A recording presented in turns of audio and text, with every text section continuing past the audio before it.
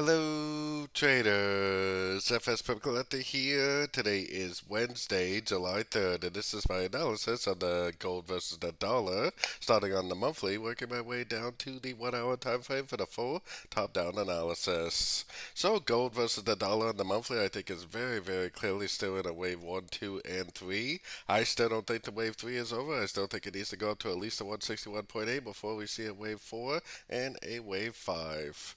So keeping that in mind because it is very important no matter what time frame you're trading on. Bringing it down to the weekly time frame, I think this is very clearly a 1. This is a 2. We're most likely in a subdivision of wave 3.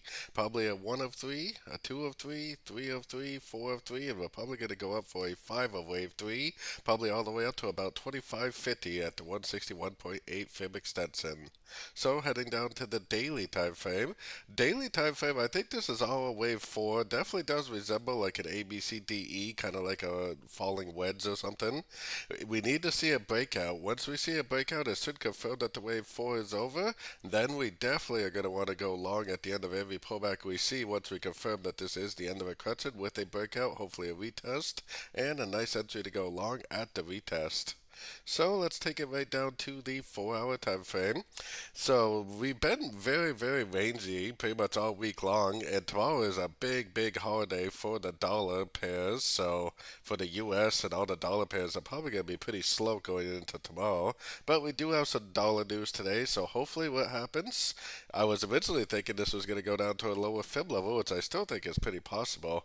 But if we really are starting a trend on the higher time frames, then it is probably more likely that it will break out, then probably make a pullback, and at the end of that pullback is where I definitely am going to want to be going long for the continuation of the higher time frame uptrend, most likely a wave 5.